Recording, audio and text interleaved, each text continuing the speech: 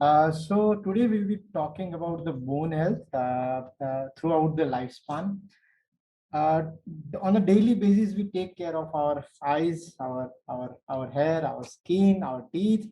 But the bone is, despite a very important organ, it is sometimes neglected, and we usually don't take care of our bone very seriously. Despite the bone is one of the largest organ system in the body. It is not a static structure, it is a dynamic structure. There is a continuous bone formation, bone resorption, remodeling is going on. It has various physiological functions, including structural, giving integrity, locomotion. Apart from that, it is a reservoir for calcium and all the other minerals. And also there are some paracrine functions, including secretions of some paracrine hormones. So how the bone is changing throughout the lifespan. So here we can see, though the slide is not very much clearly visible, but here we can see the bone buildup is happening starting from the birth till the age of around 20 years. It is the time when our bone is building up.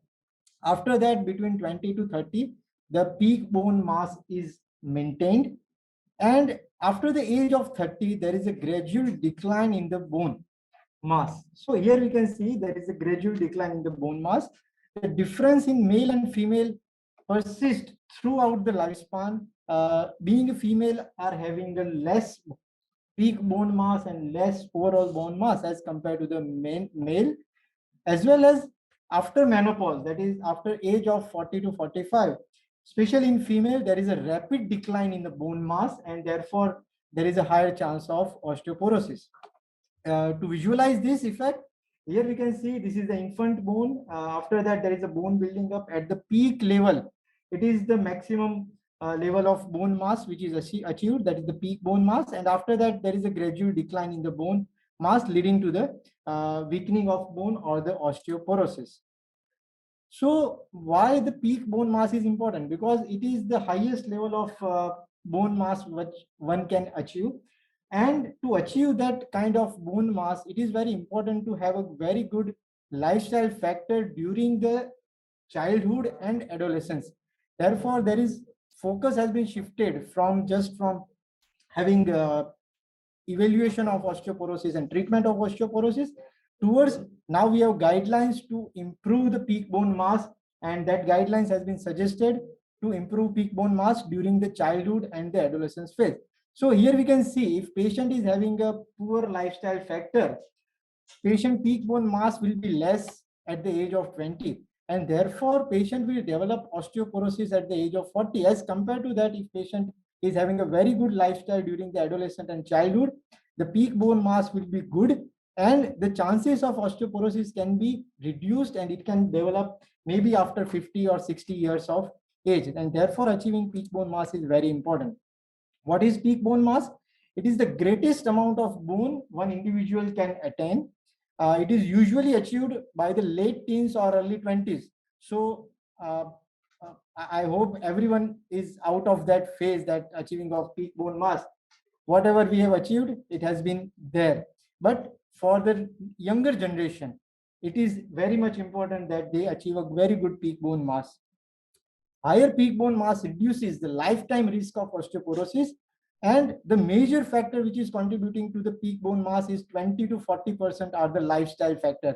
So by just improving the lifestyle factor, we can improve the peak bone mass by almost 20 to 40%. So what are the factors which affect the peak bone mass? There are some non-modifiable factors like genetic, ethnicity, sex. As I've already mentioned, that females are having a less peak bone mass as compared to the male, and the timing of puberty. The earlier the puberty, the peak bone mass will be good.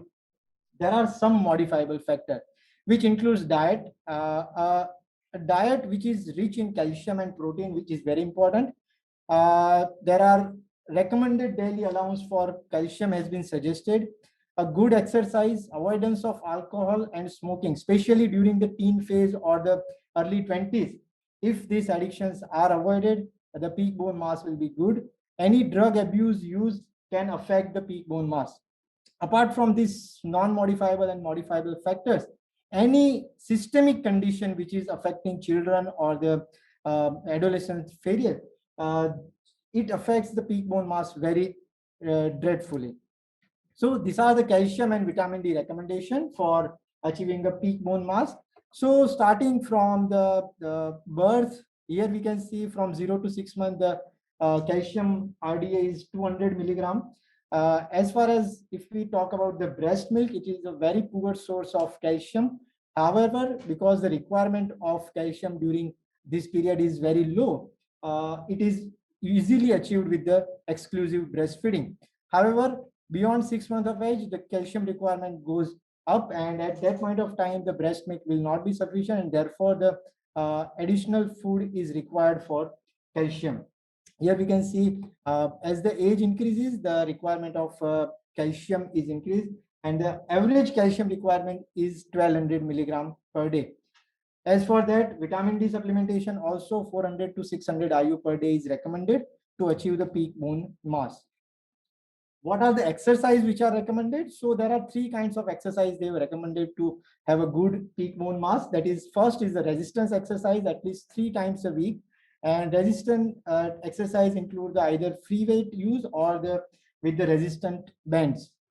Impact exercise, that is very important. Sometimes we see that the impact exercise like jumping or rope skipping, it is not very much encouraged in the children, but at least 2 times 2 days a week it is required, at least for 10 minutes and 50 jumps a day. It improves the peak bone mass.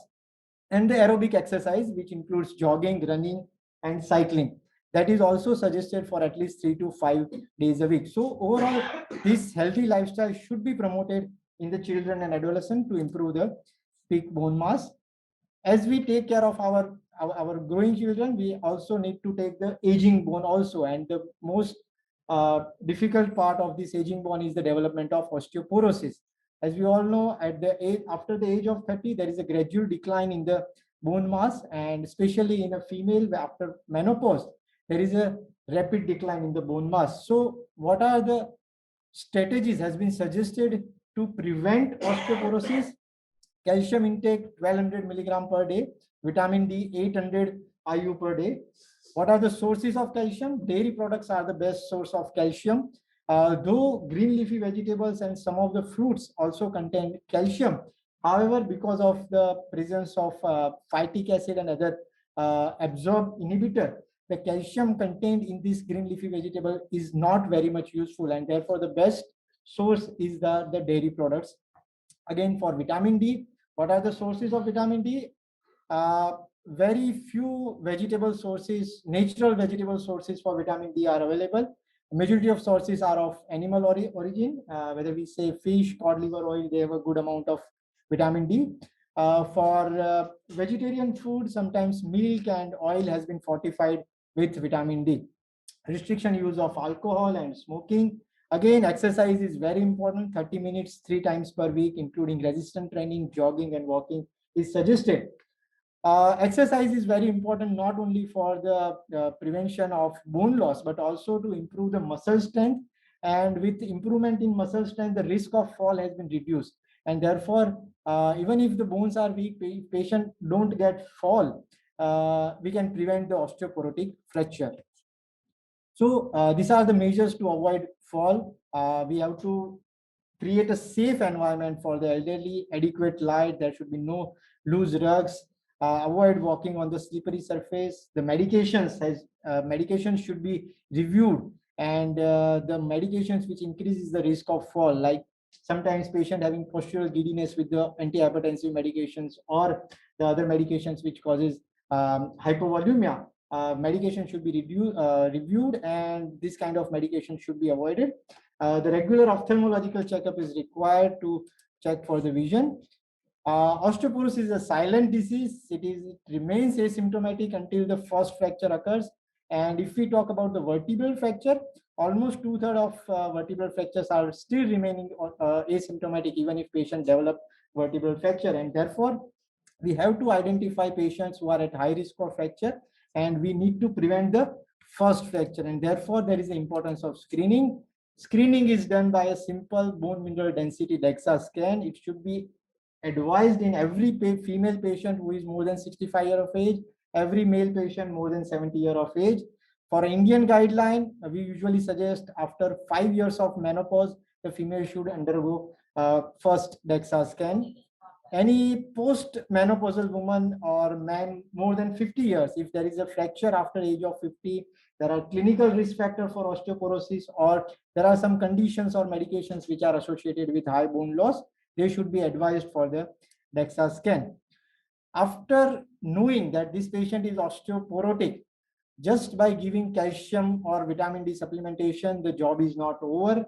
That there are treatment for osteoporosis. These are anti-osteoporotic treatment, which includes anti-resorptive therapy, that is bisphosphonate and denosumab, and anabolic therapy, that is teriparatide. Apart from that, hormone replacement therapy, calcitonin, and selective estrogen remodulator are there.